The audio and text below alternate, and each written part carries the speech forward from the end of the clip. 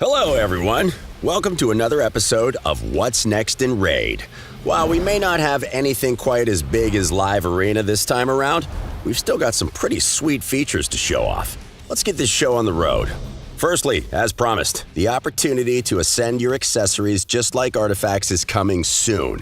The core mechanics of Ascension will be the same, except you'll need a different resource called Extract instead of Oil. In a nutshell, accessories of any rarity that are at least rank 4 and level 12 can be ascending using extracts. That unlocks a single bonus stat that increases with each new ascension level, complementing your bling with a lovely little stat boost for the champion wearing that accessory. That's pretty much it. But where do we get these magical extracts? El Name the Sand Devil now has a partner in crime. The Phantom Shogun's Grove is where you'll find these extracts. But like every other dungeon, there's someone there to stop you. Akumori the Phantom Shogun. He won't just let you take his stuff and run. Coming straight out of Shadowkin and Sylvan horror stories, this badass undead daimyo has a few choice words for would-be thieves.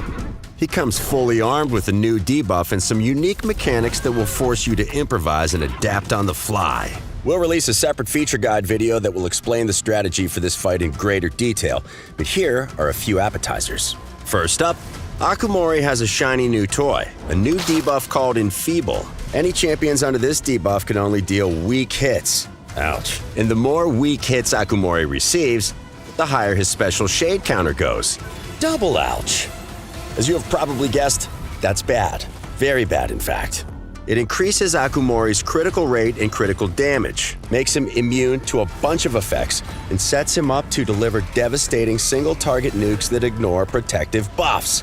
That's without mentioning the fact that once the shade counter is almost full, Akumori begins to ignore 100% of your champion's def as well. Triple ouch! This fearsome Phantom Shogun also has a block passive skills debuff on one of his skills. Fun, or maybe not so fun fact, this is the first boss in Raid that's able to place block passive skills. Don't underestimate it. Losing those sweet passive skills at a critical moment is going to hurt. It's not all pain and suffering though. Remember that shade counter? Well, awakened champions can lower that counter with their skills, so make sure to bring a few along for the fight. There's more good news too. Akumori is one of the few bosses who doesn't have multiple AoE attacks. So champions that can use Taunt can distract the big guy from the squishier members of your team. And, as always, cleansers and champions who can block debuffs are going to be a must, especially to keep that nasty new Enfeeble debuff off your team. But that's enough about the Phantom Shogun's Grove. Keep an eye out for our feature preview in the future, and we'll take you on a proper deep dive. For now, let's move on and see what else Raid has in store. It has been quite a while since we released the Sylvan Watchers, and we've added to their faction over time. By now, you've collected and leveled up some of these enigmatic forest warriors, so it's only fitting they finally join faction wars with a crypt of their own. Don't expect any surprises or unique changes. We're going the same route as we did with the dwarves in Shadowkin, so all previous rewards except for Lydia the Death Siren remain the same. And when the Sylvan Watcher's Crypt is added to the game, you get more milestones to conquer in faction wars. Lydia will remain the ultimate reward though. If you already reached but forgot to claim her, don't worry. She'll be sent straight to your inbox when these changes go live. If you are still some stars short when the update hits, you'll need to complete the new Crypt to earn her. So, get moving. Speaking of collecting champions, the roster of champions in Raid has certainly grown in size, so we have prepared an awesome quality of life update to the champions filter. Behold. Available both in your collection and on the Battle Select screen, this filter will allow you to browse through your champions using more filters than before. We've made it super easy for you to get to the champions you want to use for each game mode. For starters, you can just type the champion's name in this field. Yeah, that easy. You don't even need the full name, just a few letters will do. Then you have the most basic options to select champions who match a certain rarity, affinity, rank, and type. So if you want to see all your legendary magic attack champions of rank 5 and above, you can do that. Want to see those same champions that belong to one or several specific factions? No problem. We've got that covered as well. You can make it even more specific by searching for champions with a specific type of aura skill. And we're not just talking select champions with an increase attack aura. Oh no. You'll be able to specify whether it's an attack increase in arena, dungeons, and so on, and whether it applies to all allies or just a specific affinity.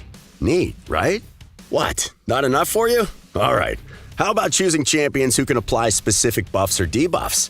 You can pick multiple options from the selection, and the filter will bring up all champions you have who can dish those effects out. And just in case that's still not enough for you, we have the same options for instant effects too, such as healing, turn meter manipulation, manipulating buff or debuff duration, etc. Finally, we've not forgotten champion tags. You can add those to your filter parameters as well.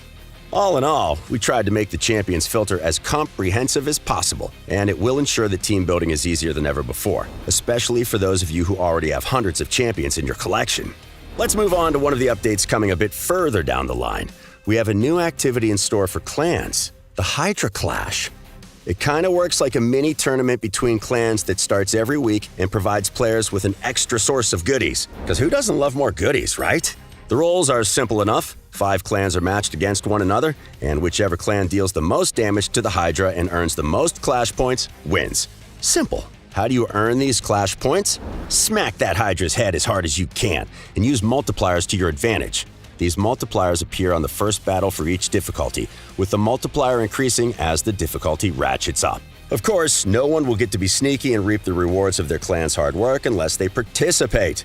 Players need to reach a certain damage milestone before they are eligible to receive any of the chests that are available through the Hydra Clash. What's more, the size of the reward directly depends on how much they contributed to the clan's performance. You'll need to put in a shift to earn the rewards. While we do have rewards for the second and third places, you'll definitely want your clan to coordinate and grab that top spot.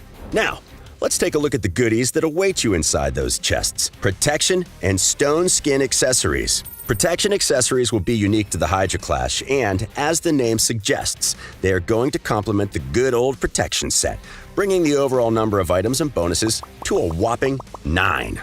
But first things first, we're going to adjust the balance for this set a little. Namely, we're increasing the chances of buff protection when you have 4 and 6 pieces equipped to 25% and 50% respectively. On top of that, you can get 20 more points of resistance, 8% more speed, and increase your chances of protecting buffs the wearer casts to 75% with the full set. Not only that, but we're adding another new effect for the full set. Champions will deal 5% more damage for each buff placed on them by a champion with the full protection set. This is a must for support champions. Allowing them to place and protect buffs is a big deal, as well as increase the damage output for other champions. Then, we have stone skin accessories. The new bonuses are as follows: 8% more HP for 7 pieces of the set equipped, extra 40 points of resistance for 8, and for the full set, we're increasing the shield granted at the start of each round from 50% of your champion's HP to 75%. If you want to really ruin an opponent's day, a couple of champions with full protection and stone skin sets will ensure that your precious buff combo is almost completely untouchable. We're coming to the end of the video, so we'll wrap up with our traditional parade of upcoming champions. The Gallon Pack's getting some sweet new legendaries, including a fiery salamander warrior, a vicious and ferocious orc, and a terrifying Ogren chieftain. Outside of the Gallon Pact, there's plenty more coming, including a pious Templar of the Sacred Order. The pipeline is stocked full of awesome champions on the horizon, so keep your eyes peeled on our social media for their arrival in-game. And that's everything we have to show you this time around. Thanks for joining us, and we hope you're excited about these upcoming additions to the game. Don't forget to hit like, subscribe, and ring the bell to be kept up to date on all things Raid. In the meantime, happy raiding!